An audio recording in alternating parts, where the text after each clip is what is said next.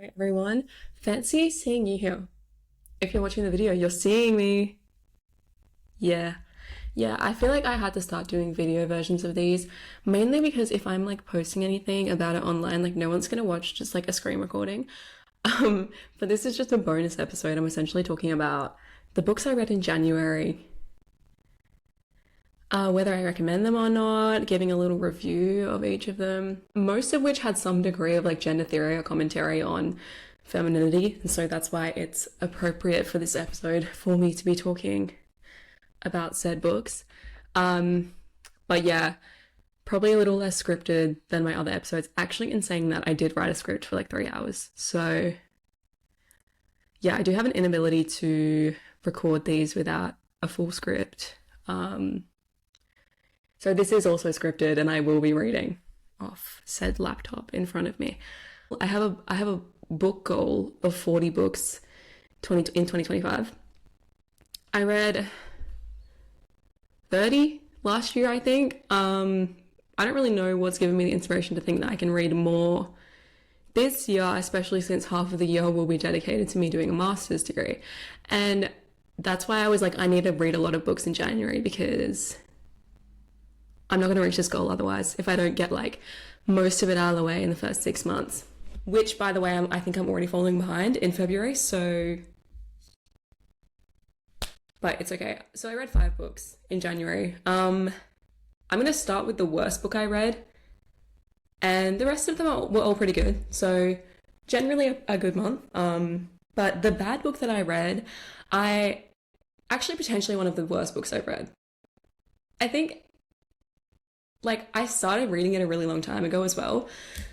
Maybe not really long ago, but like a year ago. And I had always been meaning to get back into reading it because the first, like the introductory chapters were really interesting. And usually I don't read books that I don't like just because I'll look at them before I read them and I'm like, well, I know if I'm going to like this or not. Do you know what I mean? Essentially, the book is essays about nature from the author who lives in Provincetown, Massachusetts. The beginning was actually really captivating and interesting. I think I just started it at the wrong time, and that's why I never like got back into it for a year. Honestly, her writing is really, really good. I think normally this author is a poet. And in this book, she does mention poetry a lot as well. But I feel like as I was reading it, the words were really nice, but it was just all like going over my head. I was like, I just don't care. Like it felt like it was so empty. And it really just didn't resonate with me at all. It felt like there was no real connection with me in the writing or with the author and what she was talking about. Like it just felt like it was all so superficial. And honestly, I'm really bad at doing book reviews, but I think it's important to help with like my writing ability and also my ability to express myself and be articulate. So that's the practice that we're doing right now. Typically, I'm a pretty big fan of essay books. Actually, one of my favorite books that I read, I think last year, was by Hanif Abdurraqib, titled They Can't Kill Us Until They Kill Us. There's one essay in that I was reading on the train, and I literally started crying. It's about Fall Out Boy as well, that essay. So if you read it, you'll understand. But anyway, I recommend that book. After like the start of this book with all the nature essays, it then goes into biographies of like authors. Like it just starts talking about Edgar Allan Poe and Walt Whitman, William Wordsworth. I think there's a few other mentions as well. I already don't care about poetry, so I'm not going to care about these these random men's lives. Sorry. I think the main issue that I had with this book was that it felt so wellness industry, anti-vax, organic, non-GMO. Like apple cider vinegar coated. That was the vibe that I was getting. She posits herself as so connected with nature, and that is what attracted me to the book because I was like, from an environmentalist standpoint, like recognizing the beauty of nature is important in order to combat things like environmental issues, being able to see the beauty in these things and not wanting to destroy them, right? And I was like, that's so interesting. But instead of caring about the environment in that way, it was more of like, I'm part of nature and kind of how people will say humans eat meat because we're like an apex predator and we're part of the food web. Humans have nothing to do with any actual real food web or food chain. We're so disconnected from that that I think it's a stupid thing to say. And that's kind of what the vibe of the book was. She was making it seem like she was part of nature when it was like, no, you're living in a house. She also tended to refer to herself as someone who didn't care for science, which was where the anti-vax sentiment was coming from, I think. The one part of the book which instantly made me not want to finish it and it dropped the star rating by 5. Okay, she's discussing the mechanism of a turtle laying its eggs in the sand, and the like how difficult this is for often not a lot of pay back for doing all of this effort, because of like it's such a commitment, and then the likelihood of all of those eggs surviving is so low. And she's also referencing the predators in the area which dig up the turtle eggs. Instead of, I don't know, just like talking about this and like appreciating how committed this like mother turtle is to bringing up her young, I don't know, she inserts herself into the situation again like she's part of the food web, digs up a dozen of the turtle eggs and eats them. I literally like I was reading that and my jaw dropped, and I was like, I was gagging. I wasn't gagged, I was gagging. Disgusting. Also, in another part, she mentions drinking milk from her cat. I I don't even remember that because I must have just like glossed over it because like what the hell? And I know that both of these are probably metaphors. Like, God, I hope she was not digging up 12 turtle eggs and eating them. But I don't care. It's still weird and you're a freak. Sorry. Mary Oliver, you're a freak. Like I said with like nature loving, it's kind of like when people say I'm an animal lover and then they eat them. You're like, I'm a nature lover, so I'm going to insert myself into this and make it all about me. When it's like, it actually has nothing to do with you and you can't put yourself into a natural environment because you don't belong there. Like, as much as you want to make yourself be part of nature and appreciate nature, you don't belong there as a human anymore. Sorry. Like, so many 5-star reviews, I was struggling to find anyone who related to me. Like, people just being like, oh, I'm such a nature lover and that's why I related. Put down that nature book and pick up an AstraZeneca. Boy, put down that nature book and pick up a flu vaccine. I'm serious. She also wrote at one point that she was mostly vegetarian, except for when she realized that her body required meat, and then she would like fish or something. Don't piss me off. I did find one review on Storygraph, which is the app that I use to track my books by use of Floral, where she accuses Mary Oliver of resisting capitalistic oppression and going back to nature, but not through a truly holistic or thorough point of view where has any real connection to nature. She's going back to basics in the same way tradwives are. The answer is not running back to the forest and just pretending that all of these things aren't happening around you, especially as someone in America. And I think this book was published like I'm actually not sure, like 2016, which not really a good political time for America. You can't just run into the woods and pretend that none of this is happening. Like, you have a duty to stay in society, and I don't know, like I think it's kind of like when people are like, oh, we don't owe others anything. It's like, actually you do. By existing as a human, you owe things to other people, actually. You can depoliticize yourself and be impartial to these things as much as you want. But when you're a white woman in society, you're doing things that other people don't have the ability to do. Like, poor people can't just run off into the woods in Provincetown and be like, oh, I love nature. No, because they can't buy a house in Provincetown, can they? For anyone who's living under other forms of oppression, it felt a very like privileged perspective, in the same way that hippies go to Bali. Australian hippies go to Bali to find themselves while taking advantage of the lower cost to live there due to a lower standard of living for actual Indonesians in Bali. So it wasn't necessarily her writing or anything that I didn't like, it was the subject matter. I think. The second book I read was The Kites by Romain and Gary. This was actually my book club book for January. Shout out to my book club. It's not going that well.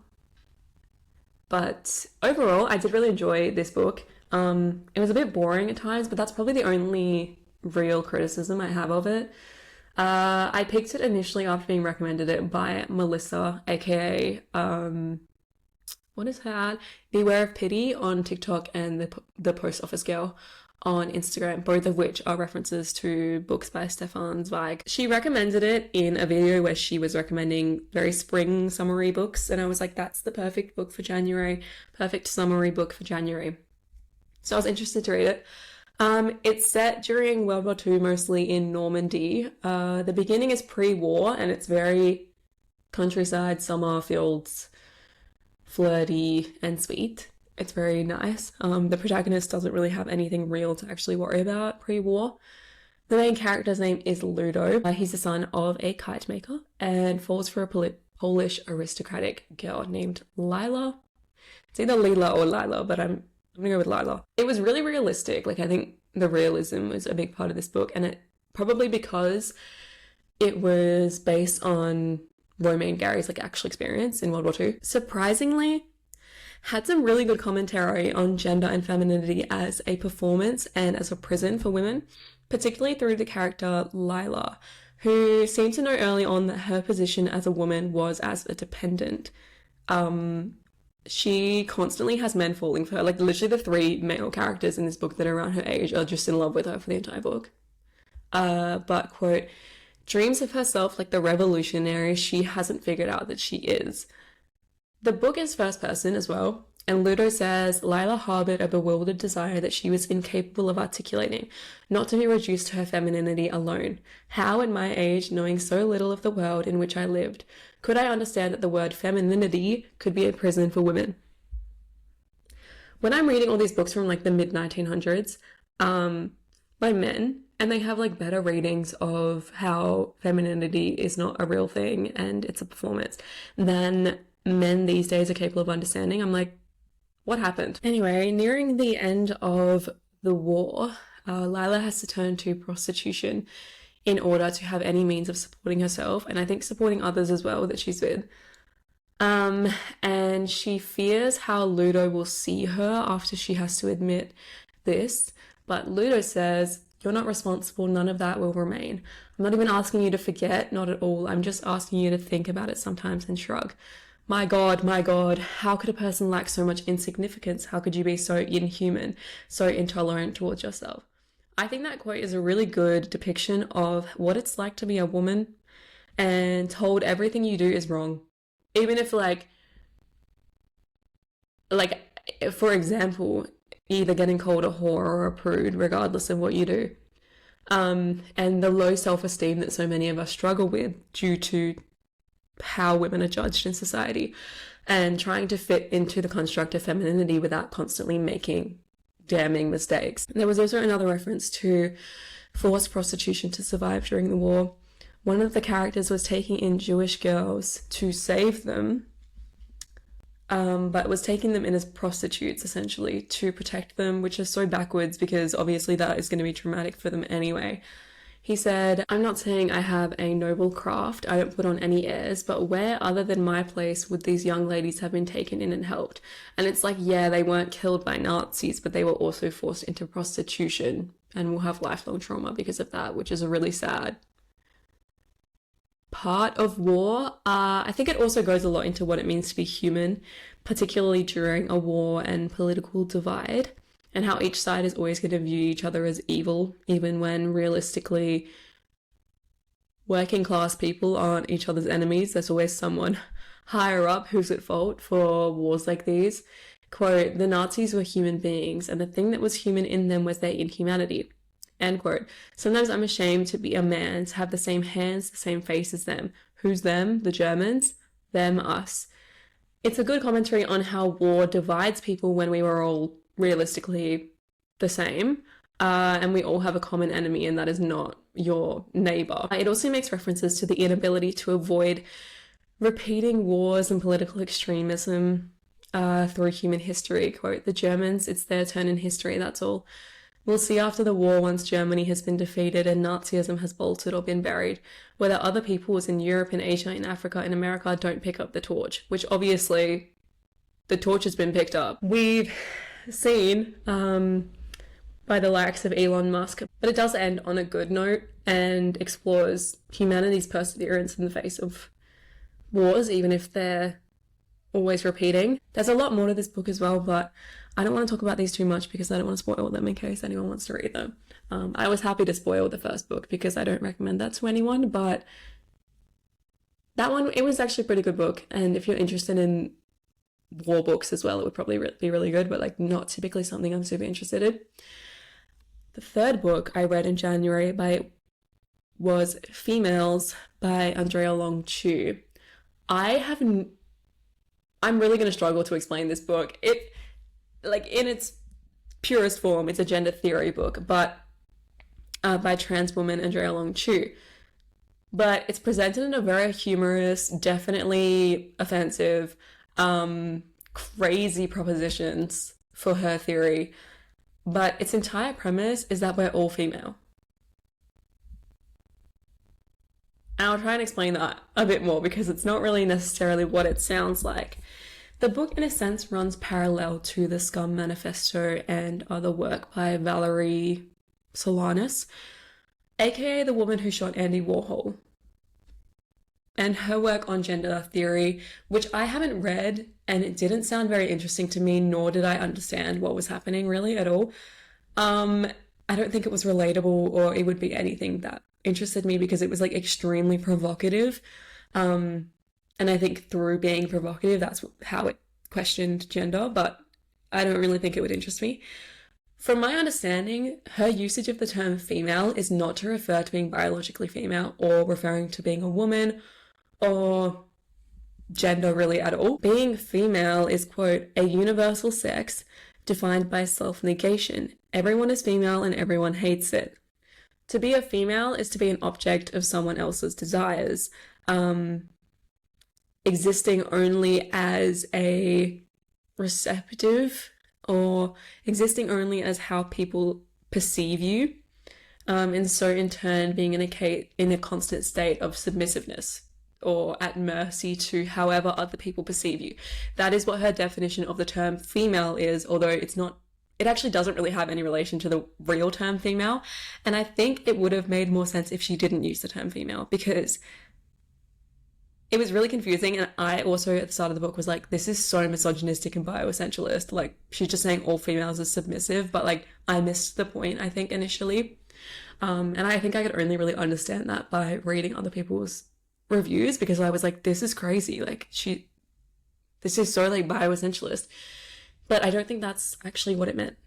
And I think there's a lot of backlash to this book, specifically from TERFs, which makes sense, particularly because it's a trans author. But I think they probably missed the point of what she was saying, which is mostly due to her usage of the term female, but then just changing what the term means, which like was a bit confusing. Also, she was making really provocative claims in this and exploring gender through all of these crazy propositions, maybe in like a sort of mental exercise way to see things in a completely different way. She also goes into ideas like Freud, sexuality, porn addiction, r/red pill. There's also like some questioning of whether being trans is something that you're always going to be since birth, or whether it's something that you're influenced by and that you want to be another gender. I mean, it also ties into the concept of gender not really being real, and therefore,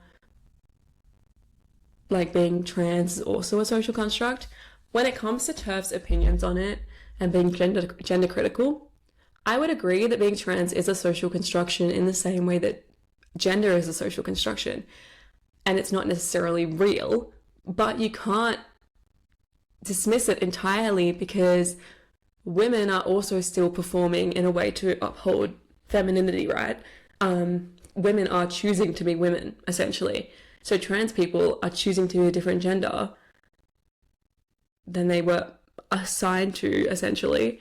But realistically, that doesn't differ that much from a biological female choosing to be a woman, because gender isn't anything that's biologically backed up by much. I think in the same way, in terms of being gender critical, I don't think trans people should really be the focus, because when you're talking about gender, the main issues with gender are still the divide between male and female. So having this huge focus on trans people as like doing something which somehow holds gender further doesn't really make any sense to me.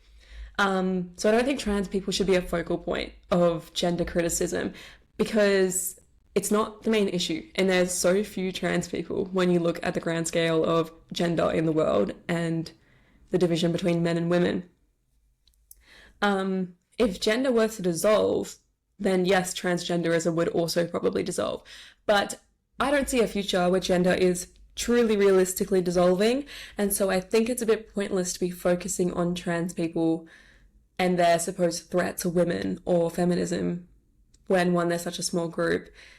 Two, they're also, feminists and trans people have the same common enemy, which is conservatives and traditionalists. But I think in the same way that trans people aren't the biggest threat to women, TERFs, and I mean like real TERFs, like people who are actually radical feminists and gender critical, they're not the biggest threat to feminism or trans people.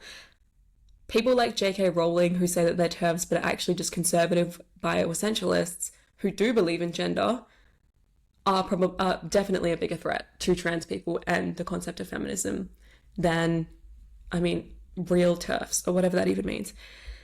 But I think being gender critical and being transphobic can 100% be separate things, because you can admit that gender isn't necessarily real, but you have to also admit that it exists in society and it is a structure which oppresses women, and therefore it is also something that is going to exist for trans people as an oppressive structure. Do you get what I mean? Like, I just don't think talking about trans people is really an important debate when it comes to gender criticism. And I do also understand the fact that people being trans and non-binary are upsetting conservatives, which is a positive thing. Even if you can have the argument that like trans women only end up being a hypersexualized, and also this is not even true for the majority of trans women, but some end up slipping into like a hypersexualized view of what femininity is. And it's like, yeah, but that's because they're under the same like pornified version of what being a woman is and what gender is. They're under the same oppressive system that females at birth are also being influenced by in order to express being a woman and their gender. So that's my view on that. Kind of off topic, but this book was interesting. It was provocative. It was confusing. It was, I don't know how much I agreed or understand what she was saying, but like, I think it provoked an opinion in me, and it was an interesting read. So it could potentially be an interesting read for you. It's really short as well. It only took me like an hour. So yeah. The fourth book I read was The Sexual Politics of Meat by Carol J. Adams. I'm not going to talk too much about this one because I want to do a whole episode on it. So I'm saving that for another time. I guess what my takeaway from this book is, and it's also something already that I believed in, so it wasn't really that crazy for me reading it, because I'm like, I already know all these things. But it's essentially what I believe to be a mutual exclusivity between being a feminist and eating meat, or vice versa, being a vegan and hating women, which less likely, but have you seen all those like freakish vegan men who like still hate women? I'm like, what's the point then? You can't be vegan without also supporting other areas of oppression. Anyway, I read the new 35th anniversary version of this book, which was originally just about vegetarian feminist critique, but was upgraded to being vegan feminist critique when veganism got more mainstream, I guess. It explores the intersectionality between feminism and animal rights and how they have always historically been closely aligned. Our cultural misogyny is what upholds an obsession with masculinity, the patriarchy, and power, which we exert as both men and women through holding a dominance over animals and eating them, essentially. I did really like it, and obviously it wasn't anything new for me, as I said, but the theory side that she introduced was really interesting, which I'm not really going to get into, but it was essentially just the interconnectedness of being a woman and being a butchered animal. It also had a lot of references to language historically, especially references to Mary Wollstonecraft, who I referenced in episode 5 as well, and her husband and daughter Mary Shelley, and how they were the original vegan feminists. Did you know Frankenstein's monster was a vegan? Written by Mary Shelley, obviously. Mary Shelley and her husband, Percy Shelley, were both vegetarians in like 1815, which is crazy. And vegetarianism back then was essentially veganism. Now, like, it didn't really exist yet, so just keep that in mind. The concept of masculinity in this book is explored as built-in dominance of other bodies, whether women or butchered animals. Meat is feminized, and other animal products take advantage of the female reproductive system to exist as well. The female livestock are forcibly inseminated, aka raped, in order to produce milk and more livestock in a cycle of reproductive slavery. When women talk about being taken advantage of by men in instances like rape, it's not uncommon to hear that they felt like they were like a piece of meat. If that doesn't express the feminization of animals and submissiveness, I don't know what will. There is so much more I can discuss on this topic and this book, but just generally, yeah, the interconnectedness of the butchering of animals and the rape of women, but you will have to wait for a full episode on it. I will share a good quote in the meantime, though. I highlighted like almost half of the book, so I've got more quotes where this came from. Quote, "A feminist's emphasis on sexual violence is judged as hysterical. A vegetarian's emphasis on the death of animals as emotional. Both feminists and vegetarians are accused of negativity because they appear to require that something be given up, the way men benefit from misogyny and the meat on the plate, as opposed to their own perspective in which they are emphasizing the positive choice, aspiring to emancipation and liberation, choosing vegetables, grains, and fruits. Who is a feminist or a vegetarian becomes a vexed question, and the principles behind feminism and vegetarianism are transformed into being moralistic." I like that. Last book I read of January, which was my highest rated book, I gave it 5 stars, was Madonna in a Fur Coat by Sabahattin Ali. Potentially, I mean, one of my favorite books, because I don't give many of them 5 stars. Initially set in Turkey. I forgot the city name, but it's like southeast of Istanbul. But it is mostly set in 1920s Berlin, where the protagonist goes to learn a trade. Maybe why I liked it so much, because I really like Berlin, and the construction of the setting was gorgeous, and the writing was perfect. Potentially falls into like a manic pixie dream girl territory with the love interest character, I guess, but I think that character is really well developed, and that's why I wouldn't necessarily put her in that box.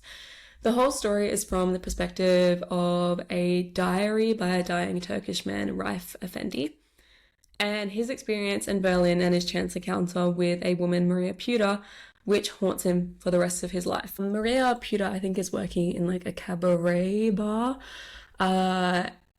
Essentially, when Raif first sees her, it's through a self-portrait that she has of herself in an art gallery that he continuously visits and just stares at every single day, which is maybe a little bit weird, but it's presented in a nice way, I think. And she goes up and talks to him because she's like, why is this man just staring at my painting every day? Anyway, they encounter each other again, and have a really close like friendship, kind of. It's a weird relationship. When she's talking about her work at the cabaret, she says, "So long as it isn't demeaning, what bothered me was having no choice but to work with people who were always drunk and hungry for meat. women and meat. Where have we seen that before? They'd give such looks. I wouldn't just call it animalistic because that in itself would still be natural.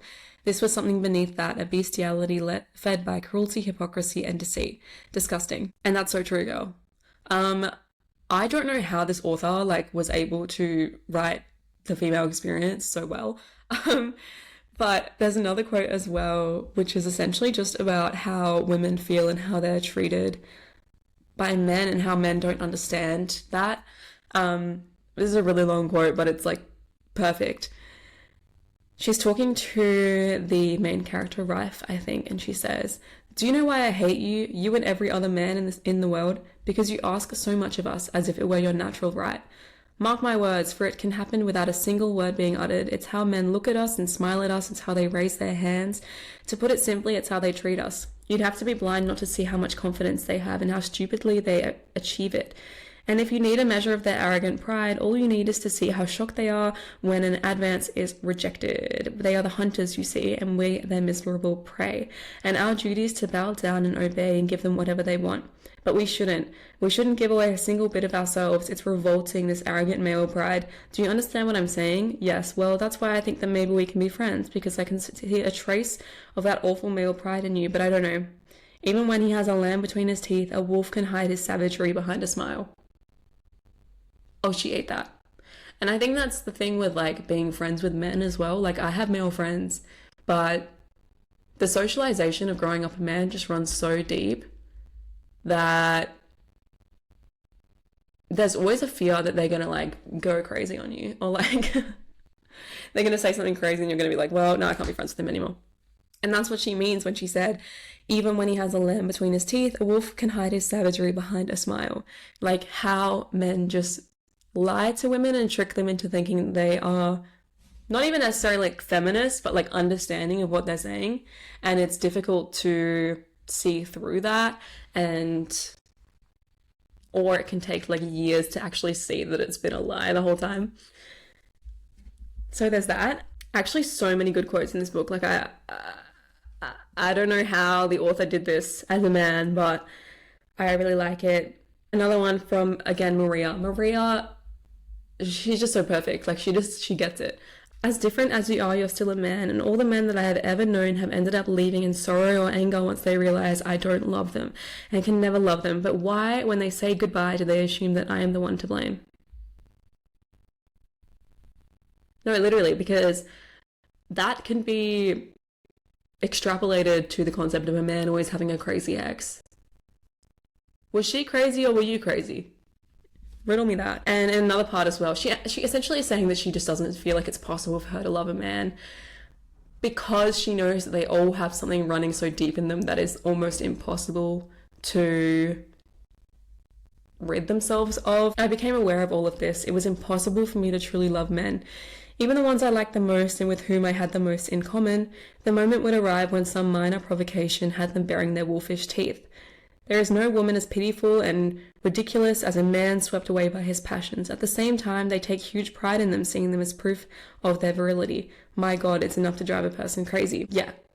I don't even have anything to say about that. She just puts it so well. And in the same sense of The Gender Theory by Andrea Long-Chu, where she's saying how men pride themselves so much in masculinity, but it's there's no greater woman than, or feminine energy than a man who's swept away by his passions for a woman and then kills her when she rejects him. That's kind of what I was getting from that. And then also that after that she says, "Although I know that there is in me no tendency towards the unnatural, I would rather fall in love with a woman." She's like a political lesbian. But also she does call it unnatural, which is potentially just a sign of the times.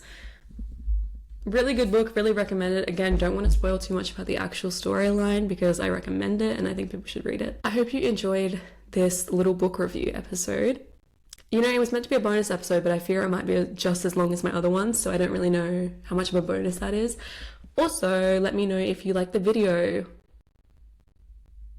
episodes, because I think I need to start doing that, but it is more effort, and that's why I've avoided doing it as of yet. But let me know.